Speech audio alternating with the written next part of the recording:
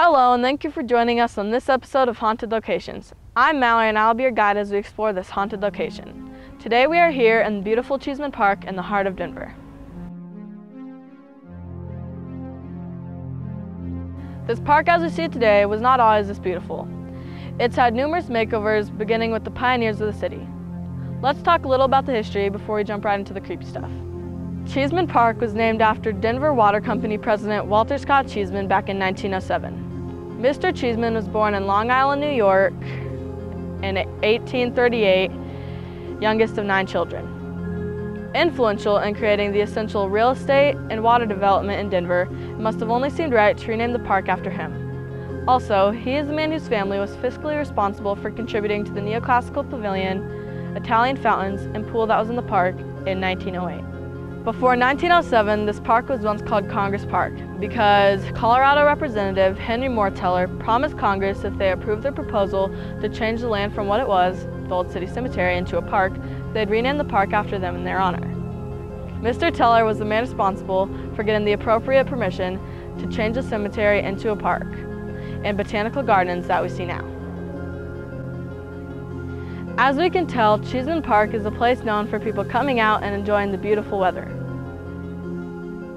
Looking at it now, you would not consider it haunted, nor would you consider it inspiration for the sci-fi horror film The Changeling, whose haunted house is affectionately called the Cheesman House, due to author's previous residence lying on the edge of Cheesman Park.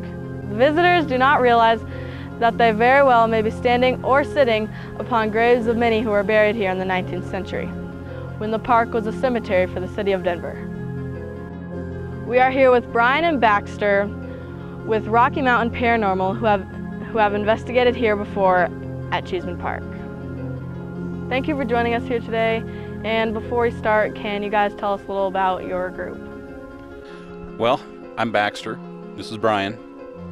We're known as Bryan and Baxter from Rocky Mountain Paranormal Research Society. We've been researching the paranormal for about 25 years in the state of Colorado.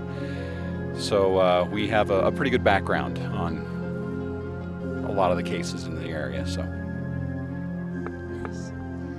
how did your team become involved in paranormal research? Well, our team has always been about paranormal research. We came to wanting to be paranormal investigators, slightly different routes, but the bottom line is what we saw that was being done in the industry, or in the field. Before it was an industry. Yeah. People were doing it wrong. And we decided to come in and show everybody they're a bunch of idiots and we're right and they're wrong and we're better. And we have no egos about it. We're just better than everyone else. That's basically it. Was there ever a scary moment for you guys? Yeah, when the police pulled up and started wondering what it is that we're filming. I just thought I'd bring that up for the moment. You guys do have your permits, right? You got your permits? We've been asked that many times in this park. Ask that question again, would you? Okay. Was there ever a scary moment? There was this one time while we were here late at night, and Baxter was actually attacked by a guy who was flinging rose petals at him. It was true. Terrifying. That is true. That is absolutely true. That is far Didn't scarier. expect that, did you? It's far scarier than the bloody eye one. Yes, it is. So, yeah. Actually, there's not very much that's scary about Cheesman Park. It's a nice park. It just has a very frightening history. Now, if you're afraid of cemeteries and the fact that there's dead people there, this might be a traumatizing experience just because there are so many people still buried in this park, but it's reasonably peaceful. And you're standing on a corpse, and you're standing on a corpse. So... Okay, so what was it that made you guys just want to come out to Cheesman Park?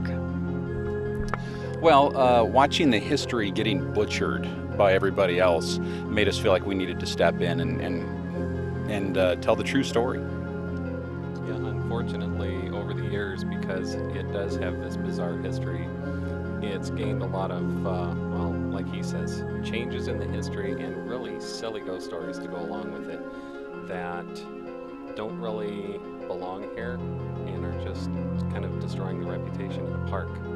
And one thing that we do along with the paranormal research is a lot of history. as much historians as we are paranormal investigators at this point, and this spot is one that we're really kind of touchy about when it comes to the destruction of its past. What technology did you guys use when coming out here? The library, the internet. Ground penetrating radar. Mm-hmm. Yep, that's true. This was a different one. I mean, we didn't come out here and do a paranormal investigation. Well, you can't. Yeah. There's a few reasons for that. Obviously, you probably see people wandering around and back, and they're all over out here. And during the night, there's more. So when you hear voices out at the park, well, yeah, that's because there's a guy over there. There's another guy over there. There's a drug deal going on right there. You're gonna get voices that they're here. And this comes from a very reputable resource that Cheesman Park late at night becomes Denver's biggest undocumented medical marijuana dispensary. So it's a cleanup every night too. Yeah, so it's not really something that you can come out and do a paranormal investigation. If you're going to do any kind of scientific research, you need to have somewhere where you can control the conditions. And you have no control over anything out here. So you can't do real research out here in that sense. So there's certain things that we can look into. We can look into the history. We can look into, are the bodies actually still here? We've been able to do both of those quite effectively. In fact, I think we've had more contact with the bodies here than any other paranormal investigation team. That's true. And the other problem you have, if you do encounter people that say they've been conducting paranormal investigations out here late at night, you have to look at the fact that they've been breaking the law, because at 11 o'clock at night, the park shuts down to the public.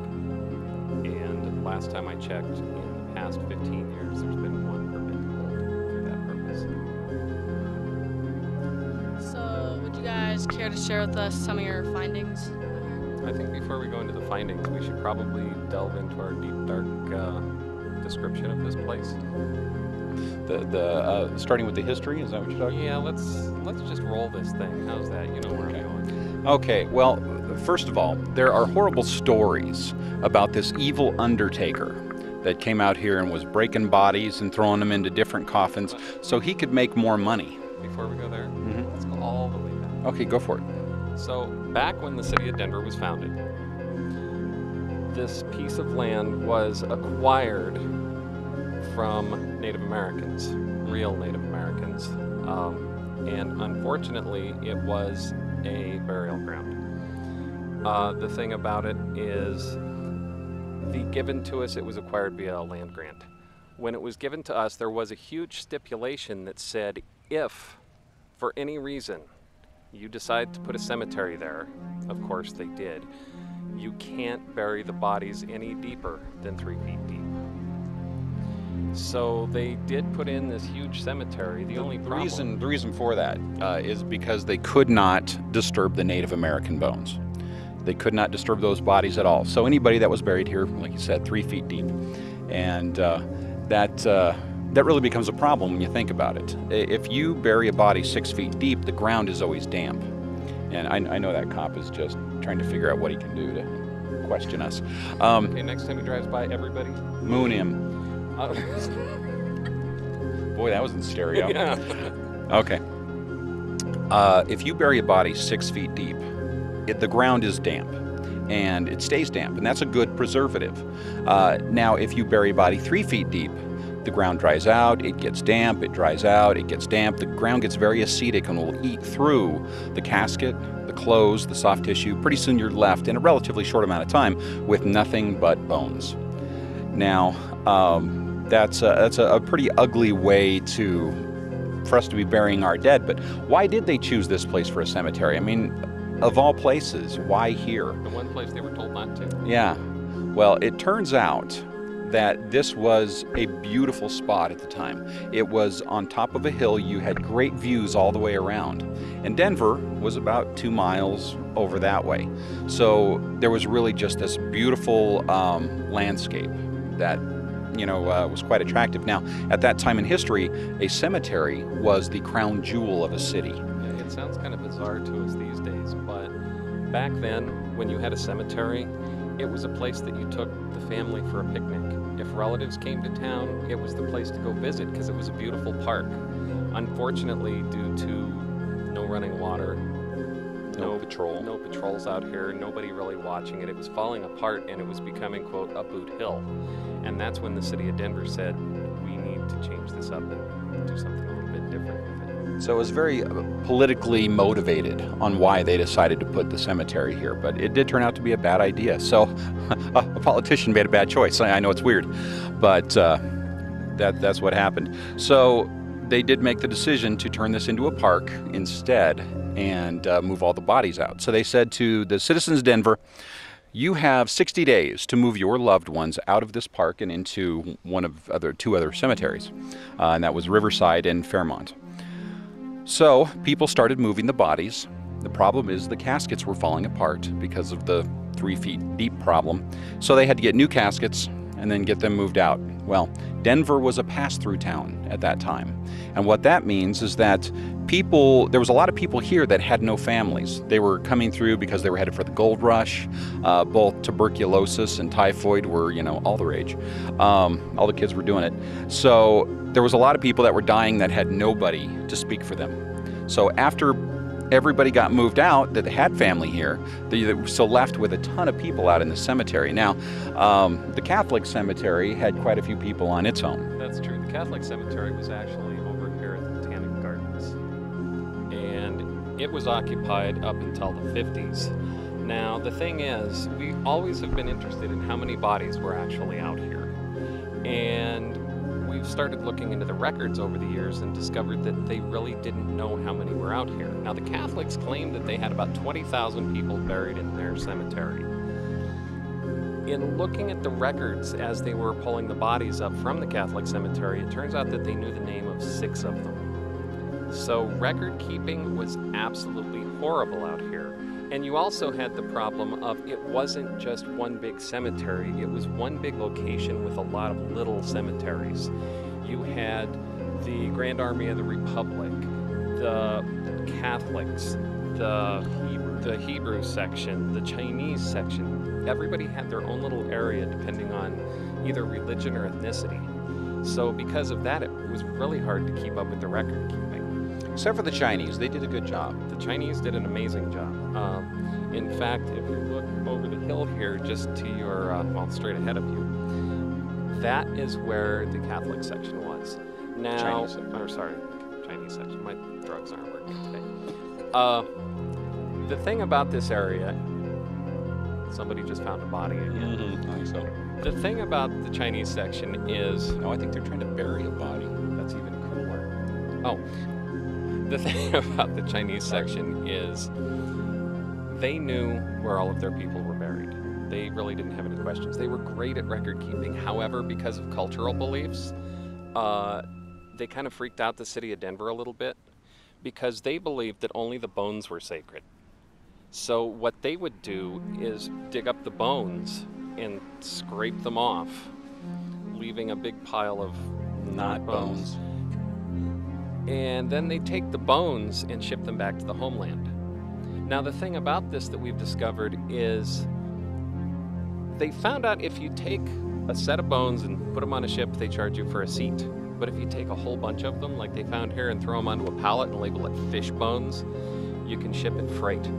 So most of the people that went back to the homeland from here went back as fish bones.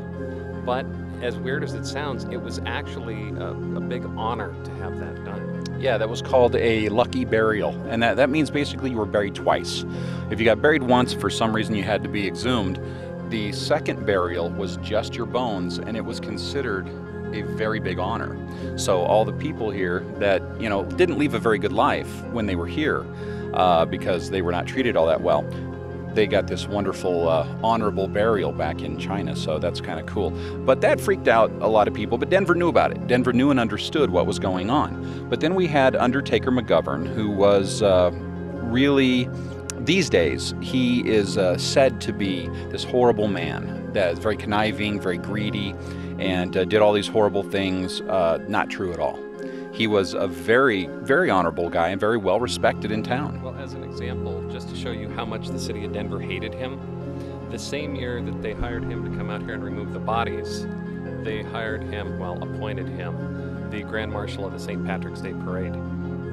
And we know that you only do that for people that you don't like.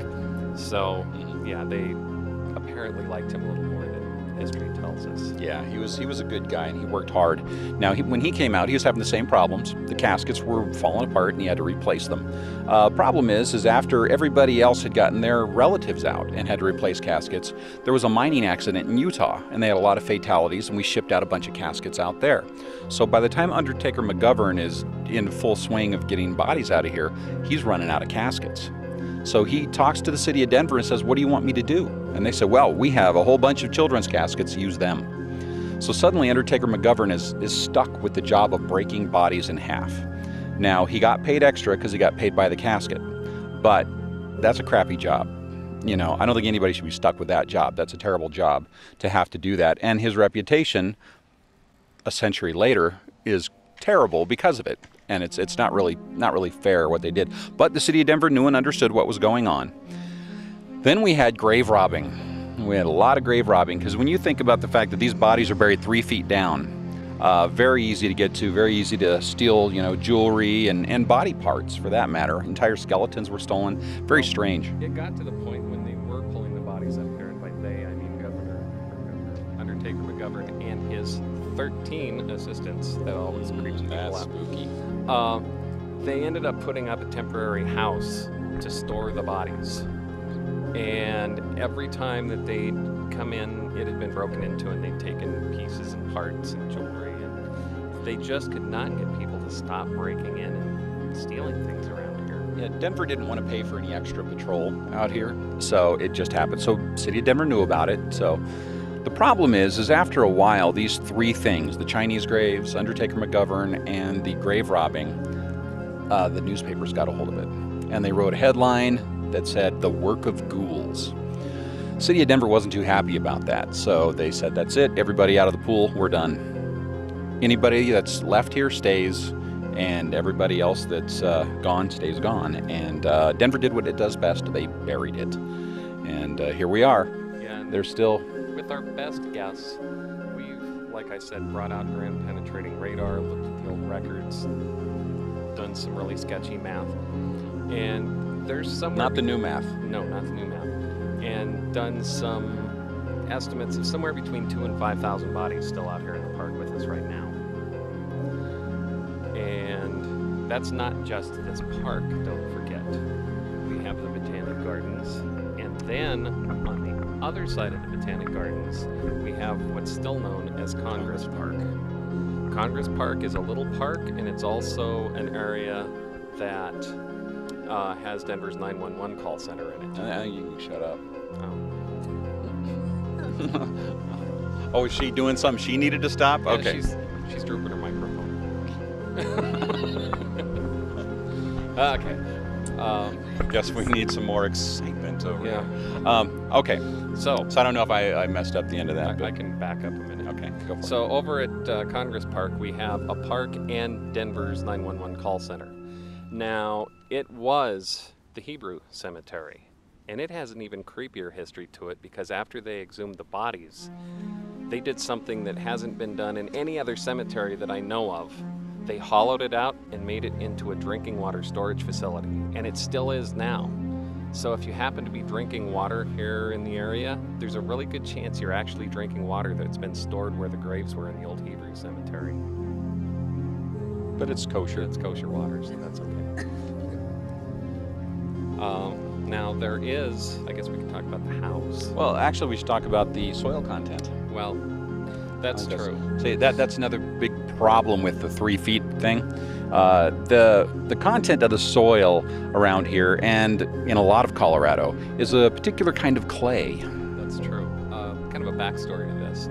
There is a big mansion that sits over on the other side of the Botanic Gardens known as the Waring House. In 1969, they were donated this house as an office. Well, just after they inherited the building, they noticed that it was settling a little too much, too fast. So they called out an engineering company. They came out and did some core sampling, and they core sampled themselves a vertical casket 6 feet underneath the building, which intrigued us because it shouldn't have been under that part of what was cemetery. And why was it standing on end? So we did what any good paranormal research team would do. We got a hold of one of our on-staff geologists. If you're a good paranormal research team, you have a geologist. We have 3 now, I think. And I asked the question, so what can you tell me about the dirt out at Cheesman? And that's when I learned, don't ask a geologist about dirt, because they'll tell you a lot. But what it boils down to, and if you know anything about Colorado's geology, there's this wonderful kind of clay we have called bentonite. Bentonite, when it gets wet, kind of turns into really hydraulic water.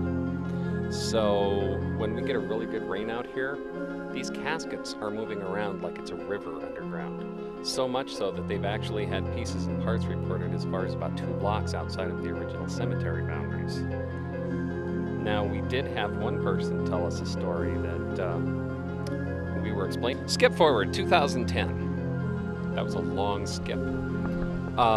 They were planning on putting in a new parking lot on the other side of the Botanic Gardens, which is there now. And when they did, they actually found 54 bodies.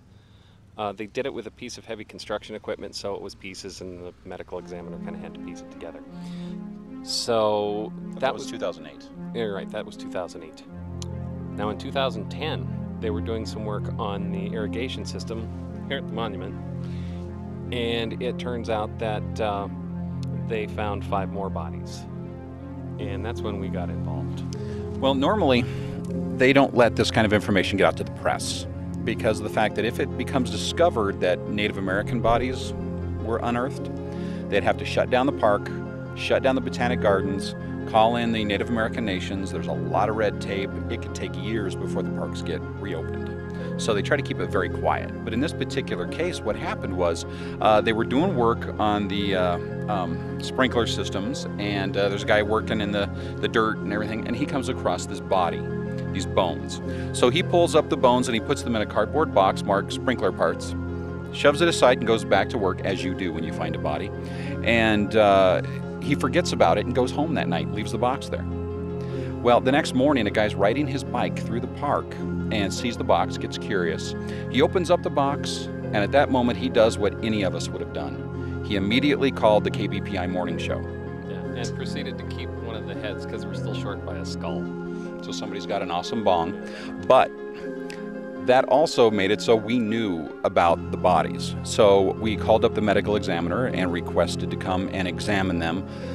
We brought in the Metro State Human Identification Lab and decided that we were going to do some real forensics on these bodies and discover who these people were, how they lived, how they died. It's important information we don't have historically. So it was an amazing day of getting to spend very intimately with these bodies. It's one thing to hear about the bodies at the park, it's another thing to have to clean off their skeletons to get the forensics done on them. In fact, we were actually giving a tour out here that night, and well, I still had cemetery dirt from the bones on my clothes. Exactly, so that was fun. What I can say is, as far as paranormal evidence out here, in the, like I say, 20-25 years that we've been looking out here, we found a lot of people making some claims that are all explainable. Reasonably explainable. Or you have to remember, if you come out here in the middle of the night in a place that you realize that there's thousands of bodies still out here buried with you, and these are people that are generally freaked out because there's bodies out here, the psychology behind it, they have all sorts of weird personal experiences. I can honestly say, never had anything paranormal happen out here, but we do have evidence that the bodies were out here. Not just the fact that we told you, not just the fact that we, well, have pictures of us playing with them, conducting science. When I said intimate earlier, I didn't mean necrophilia. That's not what I meant. But the thing is, who knows? Can we show those to you? No, because they're not here anymore. They've been reinterred. However, we do have some of the old casket hardware that was pulled up here in 2010.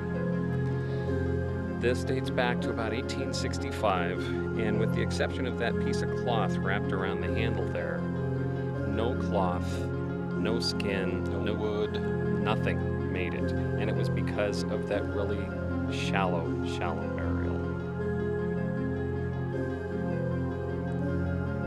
And we wouldn't recommend getting this stuff any other way than what we did, because then it's grave robbing. Yes, yes. This was actually given to us by the medical examiner of Denver, so it's not illegal. Yeah, we like when people of science believe us and work with us and give us things. Okay.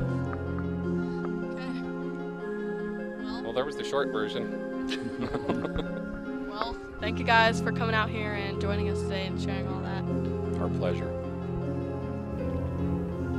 I'm Mallory, and thank you for joining us on this episode of Haunted Locations in Denver, Colorado, Cheesman Park. Hope to see you on another exciting episode of Haunted Locations.